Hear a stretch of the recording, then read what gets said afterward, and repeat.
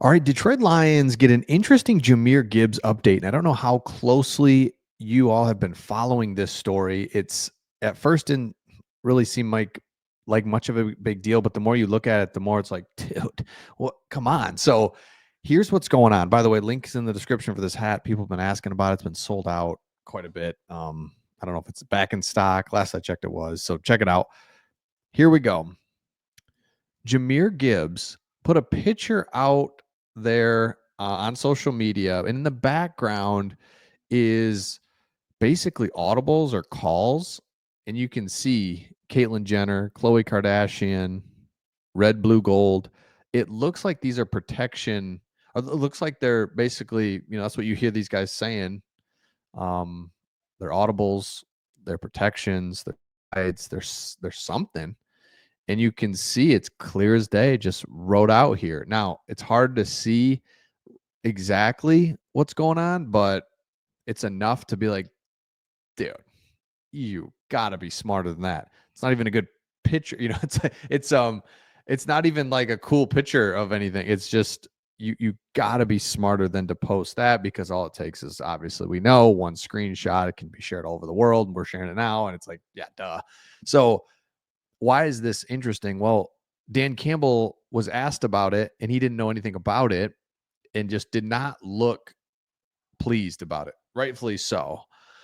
So things are going to be interesting, because Jahmyr Gibbs, as outstanding as he's been, again, to just point out like the littlest, minorest detail, and you let me know if this is a big deal or not. He has had critical fumbles, and we saw it last week. He had it, of course, in the NFC Championship game. He had a critical fumble last week. He didn't really play much after that. Then he's got this, and it's like, so all the talk about JMO, rightfully so, just quite, just wondering, is he mature? All this, like, all right, fine. It's like, dude, what are you doing? Don't do this. So what does this mean? Is it a suspension? I think that just hurts everybody. We've got so many injuries and things going on. I don't think you suspend him.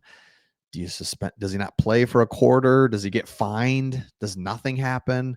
And this is the bigger picture in this is where Dan Campbell is so good with these situations. You don't see stuff like this, and when you do, it gets handled so well and just extinguished. So we'll see how Dan Campbell handles it. Let me know your thoughts in the comments. Okay, Lions aren't playing Sunday, and we did sign another player from the Seahawks practice squad. We'll look at some of his highlights, some of his film. I really like it. But speaking of just kind of Lions not playing, getting close to clinching, here's where the Lions can clinch a playoff spot right out of the gates. They needed to win, which they did, and now they've got all these different scenarios. So basically, what you're rooting for, it's just if you're watching football this weekend, is if you want NFC teams to lose, basically Niners, Cardinals, Seahawks, because they're playing AFC teams: Bills, Jets, Panthers, Titans, Chargers. So an easy, if you're just flipping around, quad box, red zone. Let me know, how do you watch games? Is it YouTube TV? Is it rabbit ears on the TV? Maybe. Is it just you watch highlights after the game? Like, how do you watch?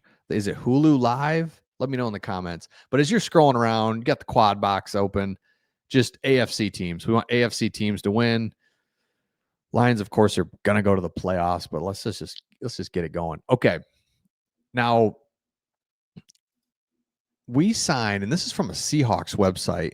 We sign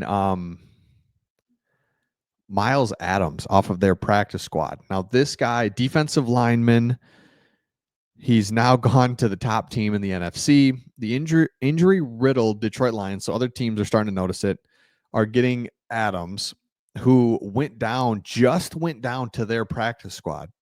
So it's not like he's been sitting there forever. He has been a guy that has played, and here's proof of it here as we go. This is against the Lions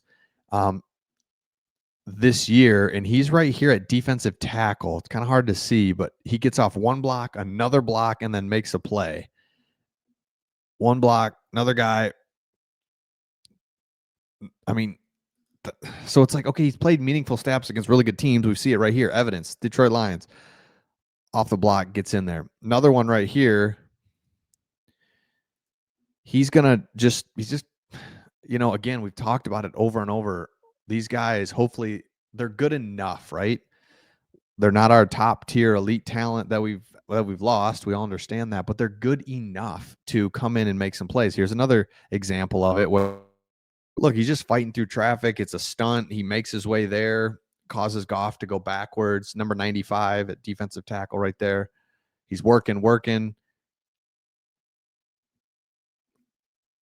Why I say they're good enough is like, all right, get into our system, our culture, our what we're doing. You just went from a Seattle Seahawks team that's come back, won a couple games, but they're nothing like the Lions that sitting at a top of the NFC. Get a jolt of like, dude, all of a sudden I'm in a Super Bowl level, playoff level roster.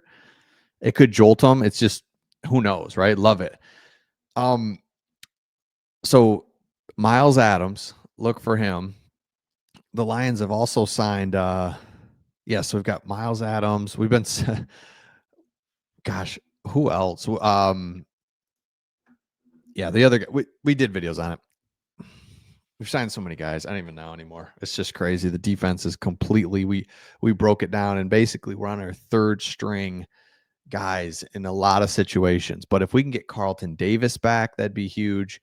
That'd be really huge. Keep the secondary intact. Linebackers we know are just basically gone. We got Jack Campbell still standing. Defensive line, just rough. Oh my goodness. So we looked at it before. Let's take one look at it here. When you look at the Detroit Lions schedule, I think it's tough. I mean, it is, but I don't know. This team just keeps kind of impressing you because they find a way. Because again, look at what they've done. Blowout victory at Dallas. Dallas has won 2 straight. It's just a road victory, massive. At Minnesota, at Green Bay. These are divisional wins. And remember this Minnesota game, they had a scoop and score against us, so we dominated them. I know that we did. We just did. We were in control of that game at Houston. Huge road game. That's this stretch right here when there was 4 out of 5 road games against good teams and we won them all. So that's like, all right, Green Bay at home. So I love this little stretch right here because we're going to play the Green Bay Packers and then we get that mini bye and we stay home. So there's no travel. We're just going to rest up here. And then when we do go on the road to Chicago, it's close. I just feel like we can rest up here a little bit. Then we've got an extra day to go out to San Francisco. So this schedule is tough, but also favorable in a weird way. But at the end of the day, we can look at this until we're blue in the face. At the end of the day, we just cannot sustain any more injuries. So that's going to be our story from here on out. Clearly, we've got the coach, we've got the quarterback, we've got the schemes, we've got the culture, we've got the great players on offense, we've got a defensive mindset. We've got it all. But at some point, you just cannot keep losing players, so we cannot lose Jack Campbell. Can Jack Campbell play the next 8 weeks all the way up to the Super Bowl without getting injured? If so, we're in great shape. If not, it's like, dude, can Brian Branch, like there's certain players on the defensive side that we just cannot afford to lose. We'll see.